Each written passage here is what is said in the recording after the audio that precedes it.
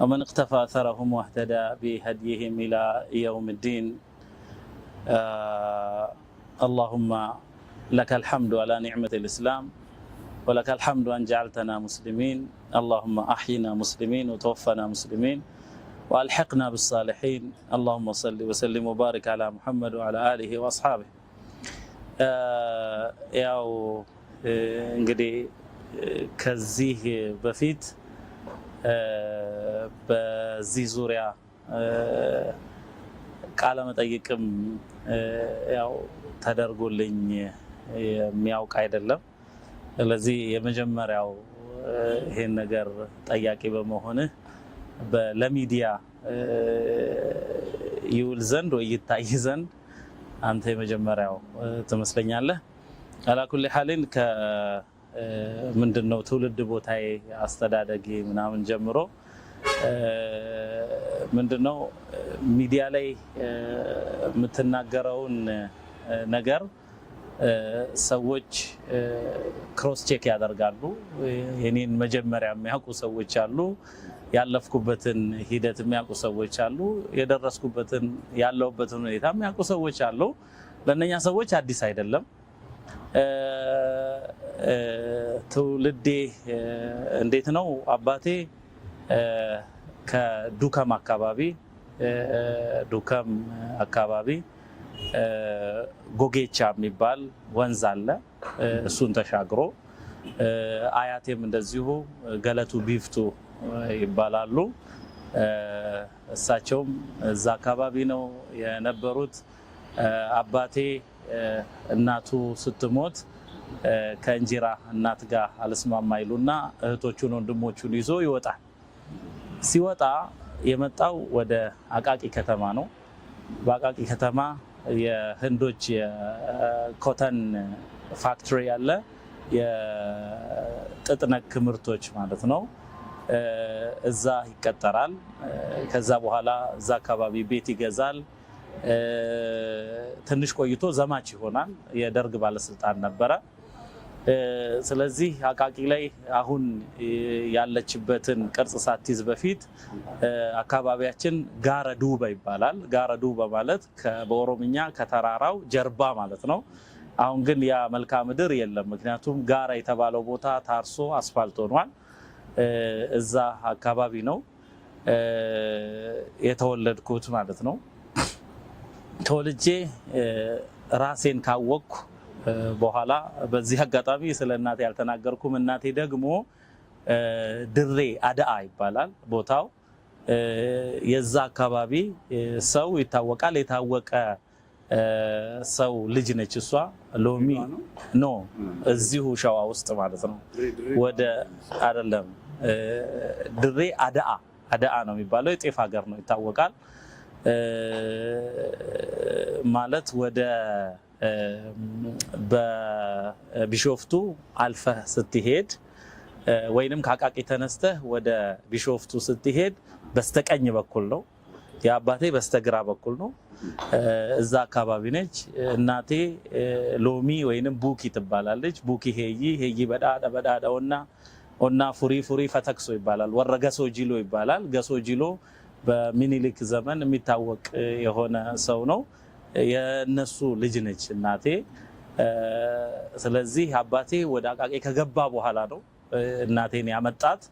እናቴ አማርኛ አትችልም። ያው ኦሮምኛ ተናጋሪ ውስጥ ነው ያደገችው። አባቴ መሰረቱ ኦሮምኛ ተናጋሪ ቢሆንም ግን በትምህርት የቀለም ትምህርት የተወሰነ በመማሩና ወደ የከተማውን ሲቪላይዜሽን ያንን በመውሰዱ ጸሐፊ ነው፣ የተከበረ ሰው ነው እና እዛ ነው እኛ አሁን ጋረ ዱባ የተባለው ቦታ ላይ ነው የተወለድነው። ከዛ በኋላ ካደግን በኋላ እኔ ካደግኩ በኋላ አባቴን ከማግባቷ በፊት እናቴ ከዛ በፊት አዱላላ የሚባል አዱላላ ማለት የዝቋላ ተራራ ስር የምትገኝ ከተማ ነች። አዱላላ ሪዞርት ይባላል፣ አሁን ይታወቃል። አዱላላ ማለት ፀሐይን እዩ ማለት ነው። ቃሉ የኦሮምኛ ቃል ነው። እዛ ሄድን። እዛ ታላቅ ወንድማችን አለ እሱ ዘንድ የተወሰነ ጊዜ አደኩኝ ቆየሁ ማለት ነው። ታዲያ ከዛ ተመልሼ ደግሞ ትምህርትን የቀለም ትምህርትን ለመማር ደግሞ ተመልሼ መጣው ማለት ነው ወደ አቃቂ።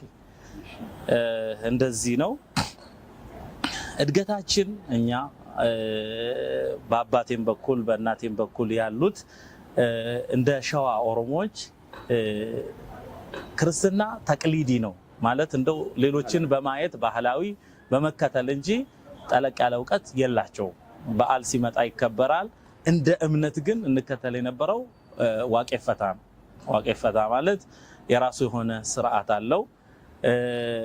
ያው የኦሮሞ እንትን ፖለቲካ የሚመራው በገዳ ሲስተም ነው። አባ ገዳ ይባላል። እምነቱ ደግሞ እዚህ ቦታ ላይ አስምሬ መናገር የምፈልገው ብዙ ሰዎች ላያውቁት ይችላሉ። እምነቱ ደግሞ አባ ቦኩ የሚል ነው የሚያስተዳድረው ማለት ነው። እና አባ ገዳ የገዳ ስርዓት ውስጥ የገዳ ስርዓት ማለት የፖለቲካል ስርዓቱ ነው ማለት ለየት ያለ የሚገርም የሆነ ስርዓት ነው። አባ ቦኩ ማለት ደግሞ እምነቱን የሚመራው ነውና ዋቄፈታ ውስጥ ነው እኔ ያደኩት። በዛ ውስጥ ማለት ነው ብዙ መራሂሎች አሉ፣ ብዙ ደረጃዎች አሉ እና በዛ ነው ያደግነው። ቤት ውስጥ ያለው የለም። ቤት ውስጥ ያለው ይሄ ነው። እንደ ባህል ቤተሰቡ የክርስትና እምነት በዓላት ሲመጣ እንደዛ ነው የሚለው።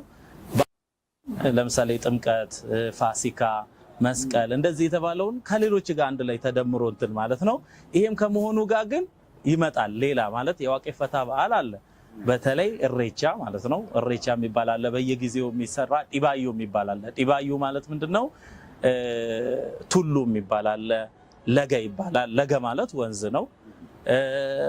ቱሉ ማለት ደግሞ ኮረብታ ማለት ነው። ስለዚህ በተለይ እኔ ከእናቴ ጋር የነበረኝ ቁርኝት የተለየ ነበረ። ምክንያቱም አዳውን ከማራመድ ነገሮችን ከመሐፈዝ አንጻር እኔ ፈጣን ስለነበርኩኝ አብሮ ለመሄድም ቀላል ስለነበርኩኝ እኔን ይዛ ነው የምትሄደው እና ለምሳሌ የሆነ ከገብስ የሚሰራ እንደገና ደግሞ ትናንሽ ከስንዴ የሚሰሩ ቂጣዎች እንደዚህ ይያዝና ለምለም ሳር ምናምን ይታጨድና ከዛ በኋላ ወደ ወንዝ ይወረዳል። ወደ ወንዝ ከተወረደ በኋላ ወንዙ ላይ ያ ነገር ይደፋል፣ ቂጣው ይደረጋል፣ ለምለም ሳሩ የወንዙ እንትን ላይ ይበተናል። ከዛ በኋላ የሚለመነው አባ መልካ ተብሎ ነው። አባ መልካ ማለት የዚህ ወንዝ ባለቤት ማለት ነው። አሁን ይሄንን ዘግይቼ እኔ ከኢስላም አንጻር ደግሞ አጠናዋለሁ። ሳጠናው ሆኖ ያገኘሁትን ቆይታ ምንነጋገር ይሆናልና አባ መልካ ተብሎ ይለመናል ማለት ነው። ቀጥሎ ደግሞ ኮረብታዎች አሉ። ኮረብታው ላይ ብዙ ጊዜ ከእንጨቶች ጋር የተገናኘ ነው። ያ እንጨት ዋርካ ሊሆን ይችላል፣ ሾላ ሊሆን ይችላል፣ ኦዳ ቂልጡ ምናምን ይባላል እና በተለይ ከፍ ያለ ቦታ ላይ ከተገኘ እዛ ስር ሰዎች ጥላውንም በመፈለግ ይሰባሰባሉ። አንዳንድ የሚያምሩ ጨርቆችን ያስሩበታል፣ ቂቤ ይቀባል።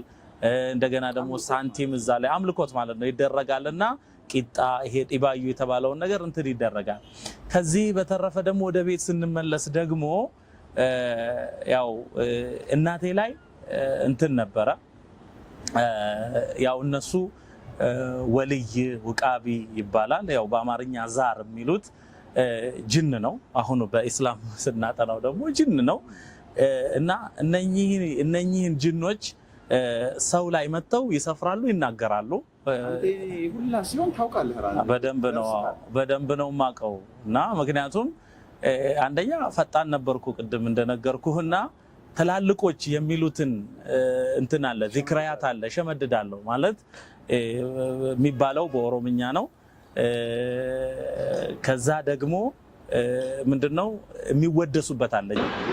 በዚህ መልኩ ወደሳል። ጅኑ ራሱ ይናገራል። ስለራሱ ሲናገር በሰዎች አንደበት ማለት በሚያርፉባቸው ሰዎች አንደበት ማለት ነው። ስለዚህ በሚገርም ሁኔታ ለምሳሌ እናቴ ላይ ከሚቀርቡ ጅኖች መካከል ይሄ ቦረንትቼ የተባለው አለ። አዳል የሚባል ደግሞ አለ። አዳል ከአዳል የሆነው ጅን ሲቀርብ እኛ ማናቀውን ቋንቋ ይናገራል። ደግሞ አማርኛ ተናጋሪ ወሰኑ የተባለ ጅን አለ። እሱ ደግሞ አማርኛ ይናገራል። በጣም የገረመኝን ነገር ልንገርህ። ሱብሃንአላህ የገረመኝን ነገር እናቴ ወላሂ ተቅሪበን እሺ፣ በዛ ጊዜ ተቅሪበን 10ዎች ውስጥ ገብቻለሁ፣ ግን በውል አላውቀውም። 10ዎች ውስጥ ነው በደንብ ነው ማስታወሰው። ምክንያቱም ማለት የሚታዘዝ ሰው ይሄን ነገር ህፃን የማይባል ማለት ነው እና ብቃት እና እናቴ ኦሮኛ እንጂ አማርኛ አትችልም። አቅሳ ማተተለፈዙ ብሂ በቃ የምትናገረው ረዘመ ቢባል እንዴት ነው ትማማ ከተባለች አከም ነጉማ ደህና ነው። ይሄ ነው በቃ የምታውቀው። አከም ነጉማ አማርኛ ተናጋሪውም እንደዚህ ነው ታናገረው። አከም ነጉማ ደህና ነው። ይሄ ነው ወሰኑ የተባለው ጅን ሲሰፍርባት ግን ፐርፌክት አማርኛ ታወራለች። ገሪብ የሆነ ነገር ለምን ሲባል ይሄ ጅን ውስጧ ገብቶ ሙሉ ይሄ ነርቨስ ሲስተም ጭንቅላቷን ይቆጣጠረዋል ማለት ነው። ለዚህ ይናገራል እና የጅኖች ዓለም የሚገርም ነው። እንደገና ወልዩ የተባለ ደግሞ ሙስሊም ጅን አለ። እንግዲህ አሁን የሚገርም ነው ደግሞ ይሄ እና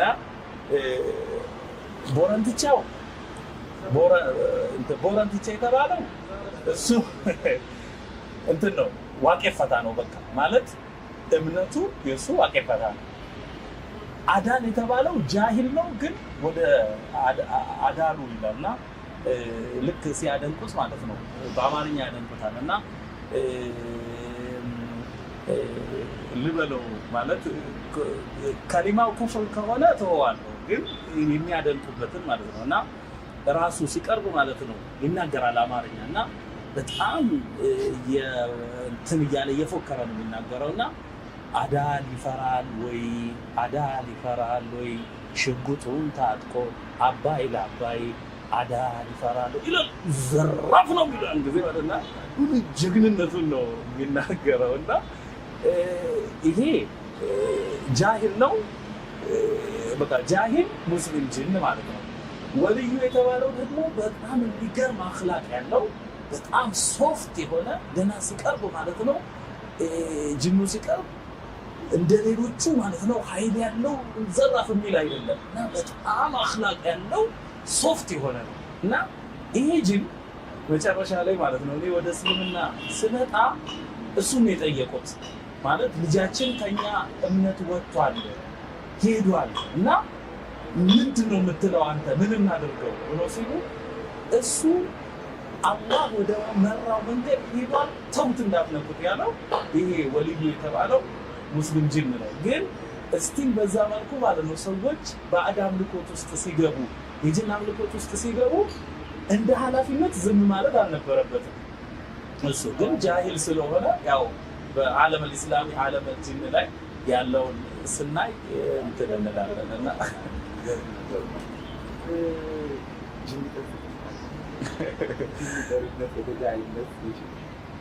አዎ እና እኔ ጅን ጠራ ነበረ። ጅን የሚጠራው አሁን እንዳልኩ ጅኖቹ ቀርበው ሲፎክሩ ሲያቀራሩ የሚሉት ነገር ሰዎች ስለሚሰሙት ያንን ያፍዛሉ።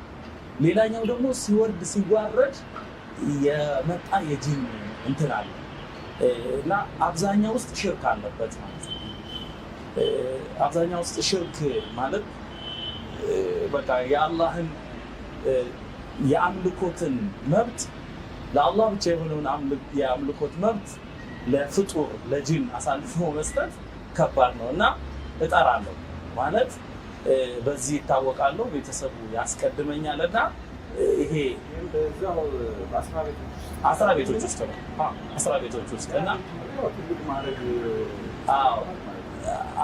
እና አንድ ጊዜ ሌቦች ገብተው ከብቶቹን በሬዎቹን ነርተውበት ይወጣሉ። ከብቶቹ ነርተውበት ሲወጡ በቀጥታ የመጣው እህቱ ጋር ነው። እህቱ ማለት ለአባቴ አክስቱ ማለት ነው። እኛ እዛ እንመላለስ ነበረ። ቦታው ደንጉራ ይባላል። አሁን ይሄን ስጠራ ምናልባት ይሄ ንግግር የሚደርሳቸው ሰዎች ያውቁታል ቦታውን እና ከአቃቂ ወደ ዱከም ስትሄድ በተለይ አሁን በወጣው አዲስ መንገድ ማለት ነው ይታወቃል። ደንጎራ የሚባል ተራራ አለ። ከሱ ተሻግሮ ደግሞ ጋራ ቡሹ ይባላል። ይሄ ደንጎራ የተባለው ቦታ ላይ ነው ያለችው እሷ። እኛ እንሄዳለን፣ ጊዜ አለው። ጅኑ ቡሎ ይባላል እና የሚቀርበው እዛ ቡሎ ይባላል። የታወቀ ነው፣ ኃይለኛ ጅን ነው። ከዛ በኋላ አያቴ መጥቶ እኔ አይኔ እያየ ማለት ነው መጀመሪያ استحضار الجن ጅኑ እንዲቀርብ ተወደሰ። ከመጋረጃ እንትን ማለት ነው በስተጀርባ ጅኑ ቀረበ። በቀረበበት ጊዜ በቁሙ ነው የተደፋው። እዛ ራሱን ስቶ ቡሎ ጉድ ሆንኩ እኮ አንተ ያለህ በማለት ተደፋ እና አሁን የት ነው ያሉት በሬዎቼ? እንደዚህ ነው ያለው። ሱብሃንአላህ።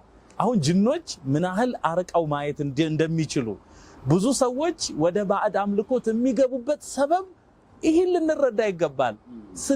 ስንረዳ አዎ ትክክል ነው፣ ጅኖች እንዲህ ያለ ችሎታ አላቸው። ለምሳሌ ከግርዶሽ በስተጀርባ ያለውን የማየት ችሎታ አላህ ሰጥቷቸዋል። ልክ ሱረቱል ጅን ላይ አላህ ብሎልን ማለት ነው የማብራራት እድል ቢገጥመን ይህን ነገር እናየዋለን ማለት ነው። ልክ ጅኖች ከሰማይ በተጋረዱ ጊዜ በቀጥታ የመጡት የሱሪያ ምድር ከሱሪያ ምድር ነሲቢን ከምትባል ቦታ ነው የተነሱት እነኛ ጅኖች። አላህ በሱረቱል አሕቃፍ ላይ ወይሰረፍና ኢለይከ ነፈረ ሚነል ጂኒ የስተሚዑነ አልቁርአን አላህ ወደ ነቢ ሰለላሁ ዐለይሂ ወሰለም እንዲመጡ ነው ያደረገው። ያ ቡድን መጀመሪያ ወደ ሒጃዝ ከመምጣቱ በፊት የሄዱት ወደ ኢብሊስ ነው፣ ወደ አለቃቸው ማለት ነው ያሰማራቸው። ከዛ በኋላ ምንድነው ጉዳዩ ሲባል ምድር ላይ ካለ አፈር ቆንጥሩና አንጥሉልኝ ነው ያለው። ስለዚህ ጅኖች በፍጥነት ተሰማርተው ከያንዳንዱ ጀዚረተል አረብ ቆንጥረው ነው ያመጡት። ያን ጊዜ ፈሸረዓ የሽሙሃ ማሽተት ጀመረ ጅን። ከዛ በኋላ ሳሒቡኩም ቢመካ ነው ያለው። ይሄ በሱ ሰበብ እናንተ የሰማይን ወህይ የተከለከላችሁበት ሰው መካ ነው ያለው ነው ያላቸው። ወደ መካ ሲቅጣጩ ነው ነብዩ ሰለላሁ ዐለይሂ ወሰለም ከጣይፍ ሲመለሱ ወደ መካ ከመድረሳቸው በፊት ነኽላ የምትባል ቦታ ላይ ነው ያገኟቸው ነብዩ ሰለላሁ ዐለይሂ ወሰለም። ስለዚህ አሽትቶ ነው የነገራቸው። በዚሁ መልኩ አዎ ቡሎ የተባለው የት ናቸው ከብቶቼ ሲል አሁን እየነዷቸው ነው፣ የረርን አልፈዋል አሉ። እነኛ ከሩቅ ቦታ ነው የመጡት ከዱከም። የረር ማለት በጣም ሩቅ የሆነ ተራራ ነው። እዛ አልፈዋል አሉ። ሰዎች ተሰማርተው ሌቦቹ ላይ ደርሰው በሬዎቹን አገኙ።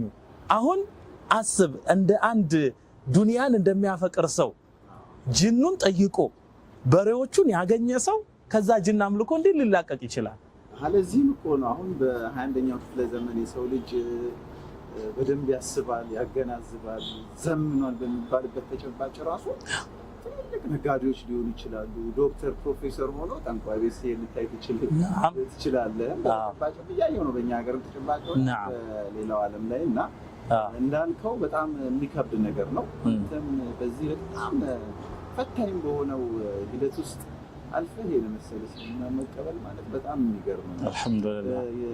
ስለዚህ በዚሁ መልኩ አንተ ጅን የመጥራት ሚናም ተጫውተሃል። አዎ። እና ያነሳሁት እዚህ ቦታ ላይ ምንድነው ጅኖች እንዲህ ያለ ችግር በሚፈጠርበት ጊዜ በጣም እነሱን ለመለማመጥ ድንጋይ እንሸከም ነበረ።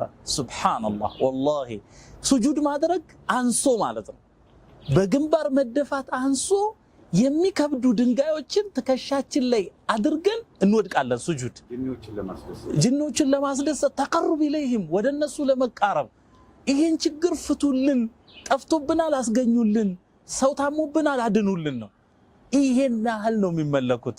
እኛ እኮ የዓለማቱን ጌታ አላህን ጀለ ወተዓላ እንደው ሱብሃንአላህ ጅኖችን የፈጠረውን በሁሉ ነገር ላይ ቻይ የሆነውን ብዙ ነገር ያደረገልንን ምን ብዙ አይባልም ሁሉ ነገር ያደረገልንን አላህን በሚገባ እናመልከው እና ሰዎች ድንጋይን ተሸክመው እዛ ኢዕቲካፍ ያደርጋሉ፣ ይቆያሉ።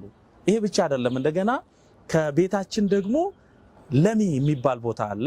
ለሚ ማለት አሁን በቃልቲ በኩል ሳሎ የሚባል ቦታ አለ። በዛ ተሻግረህ ደግሞ ለሚ የሚባል ቦታ አለ።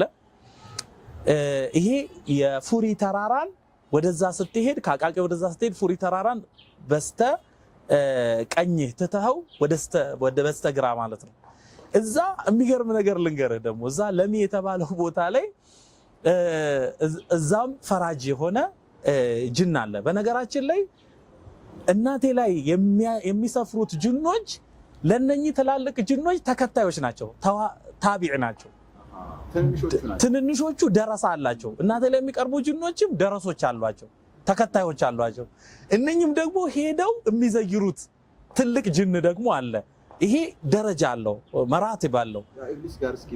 አዎ እየሄደ ማለት ነው። ልክ ሄደን አሁን እኛ ቁጥብ ገውስ የሚባሉ ነገሮች እንትን አለና የሀገር ጠባቂ እና የሚባሉ ተሰውፉ ላይ በነገራችን ላይ ተሰውፉ ማለት ነው። እንዴት ማለት ይሄ ቁጥብ ነው ይሄ ገውስ ነው ምናምን የሚባለው ነገር እንመጣበታለን። እና ይሄ አድባር ነው አውጋር ነው አገር ጠባቂ ነው ምናምን የሚባሉ ነገሮችን ያንን እንመጣለን። እና ከባዕድ አምልኮ ጋር በቀጥታ የሆነ ትስስር አለው። እና ባጭሩ እነኚህ ደረጃ አላቸው። እና ለሚ ወደሚባል ቦታ ስንሄድ የሚገርመው ክርስቲያኑ እዛ ላይ ይመጣል፣ ሙስሊሙም ይመጣል፣ ዋቄፈታውም ይመጣል። እዛ ቦታ ላይ ሙስሊም ጅኖችም ክርስቲያን ጅኖችም ዋቄፈታውም ሁሉም ተስማምተው ይመለካሉ። ማለት የእምነት ጥል የለባቸውም እዛ ላይ። ማለት እኔ ዋቄፈታ ነኝ እንዲህ ነገር አይባል፣ እኔ ክርስቲያን ነኝ እንዲህ ነገር አይባል፣ እኔ ሙስሊም ነኝ ይሄ ነገር ክልክል ነው የሚባል ነገር የለም እዛ። ምክንያቱም የሚመለኩት ሁሉም ጃሂሎች ናቸው፣ ጅኖቹ ጃሂሎች ናቸው። ስም ብቻ ነው ያለው። እምነትህ ምንድነው ስትለው ግን እኔ ዋቄፈታ ነኝ ይላል። እምነትህ ምንድነው? እኔ ክርስቲያን ነኝ እኔ ሙስሊም ነኝ ይላል። እዛ እንትኑ ጅኖቹ የሚያርፉበት ቤት መስጂድ ነው የሚባለው። እሱ ብቻ አይደለም ኖርማሉ አዎ ገልማ ይባላል። አዳራሽ አለ፣ መስጂድ ነው የሚባል። በቃ እንደዚህ የሚቀርብበት በጎጆ ቤቶች ናቸው። የሚገርመው አመላለሱም ደግሞ ትማረዋለህ። ሙሉ ህዝብ ጨረቃ ይመስላል ውጪውን ማለት ነው። ቀርቦ ጅኑ አሰላሙ አለይኩም ሙበልግ ደግሞ ያንን በከፍተኛ ድምጽ ለሌሎች የሚያደርሳለ ብዙ ስለሆነ ሌላ ደግሞ ተቀብሎ ለኋለኛው ያስተላልፋል። ሙበልግ ማለት ነው። ከዛ ልክ ሲቀርብ አሰላሙ አለይኩም ጀዳ ጎፍታን ጌታ ቀረበ አሰላሙ አለይኩም እያለ ነው ሲባል ወአለይኩም ሰላም ጎፍታከኝ ጌታችን ሆይ ወአለይኩም ሰላም ይባልና ልክ ይሄ ድምጽ ሲገባ ሱጁድ ይወረዳል። እርም ቀረበ ጌታው ተብሎ ይወረዳል። ከዛ በኋላ ሁክም ነው የሚሰጡት። የተገዳደሉ ሰዎች እዛ ይፋረዳሉ። በንብረት የተጣሉ ሰዎች እዛ ይፋረዳሉ። እገሌ ታሞበታል እዛ አለ። ነዝር አለ ደግሞ ያዳንክልኝ እንደሆነ ስዕለት ማለት ነው። እንዲህ ላቀርብ ብዬ ሀጃ ተሳክቶልኛል ይሄው ይላል። የሚገርም አለ። እንደገና በየፈትራው በየሆነ ጊዜ ደግሞ ወዳጃ የሚባል ነገር አለ። ወዳጃ አሁን ወደ ሰሜኑ እንትን ሲባል ወዳጃ ማለት ያው ከብት ይታረዳል፣ ከዛ በኋላ ሰው ይጠራል ምናምን ነው። ይሄ ነው ወዳጃ። እንግዲህ በወሎ ሰቃፋ የምናውቀውኛ ማለት ነው። ሸኾቻችን ወዳጃ የሚሉን ይሄ ነው። እዛ ቦታ ላይ ወዳጃ የሚባለውን ነገር እኔ ቀድሜ ያውቀዋለሁ። ምንድነው? ከብት ይታረዳል፣ ሀጃ ይወጣለት ሰው አለ፣ ለዛ የሚዋጣ ገንዘብ አለ፣ ይታረዳል ከብት፣ ጠላ ይጠመቃል። ከዛ በኋላ ሰው በሙሉ ለታዳሚው አረቄ ገዝቶ ይመጣል። ከዛ ሰው በሙሉ በዛ ፌሽታ ነው።